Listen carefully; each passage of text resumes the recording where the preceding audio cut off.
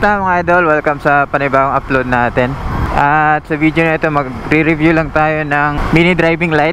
Ito kasi yung bagong version nila. I think last month lang ito na release or last 2 months ago. Ito yung Zenlo X1 GT.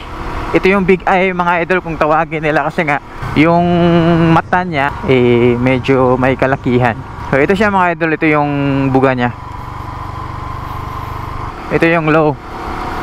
Ito naman yung high, yellow. Maliwanag talaga siya mga idol kung ikukumpara ko sa dati kong mini driving light na ZX model na mini driving light. Mas maliwanag ito mga idol sa experience ko. Yun yung nilagay ko dati sa Raider 150 Fi ko. Mas maliwanag itong Zenlo X1 GT mga idol, no?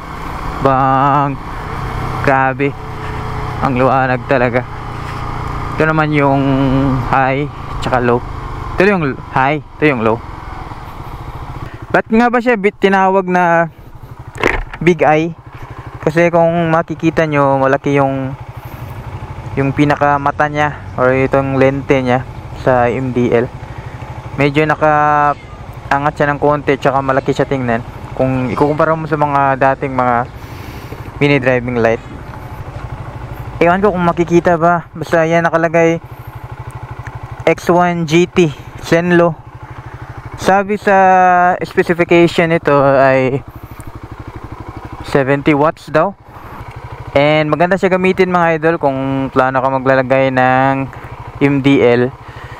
Napakaliwanag talaga nitong mini driving light na ito. Dito tayo sa gitna para makita natin yung level ng ilaw niya.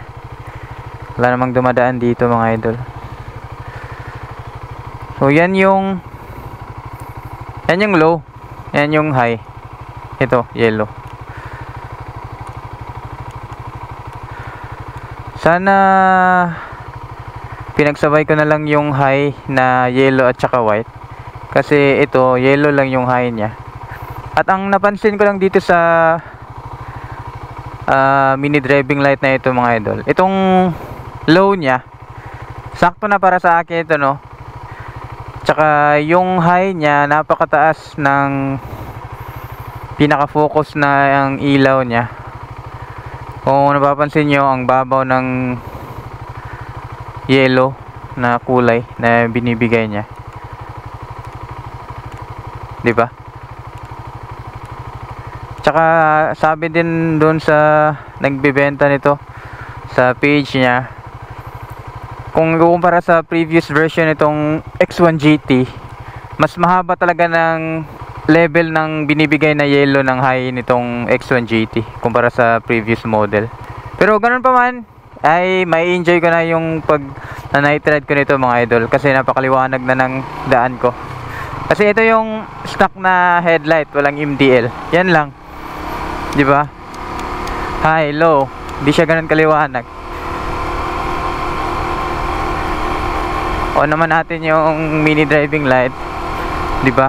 Ang liwanag, kita ko kasi yung pusa mga idol. Yuhu! Grabe, ang liwanag. Sheesh!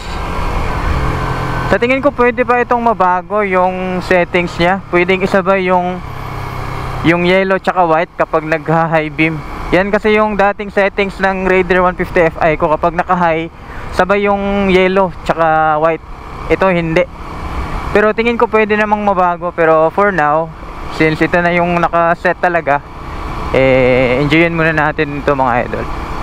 Kaya kung gusto nyong bumili ng Zenlo X1 GT mga idol, hindi kayo magsisisi kung bibili kayo ng ganitong mini driving light. Sure na ito mga idol, kapag magna-night ride ka nito ay may enjoy mo na talaga yung binibigay na ilaw ng Zenlo X1 GT na MDL.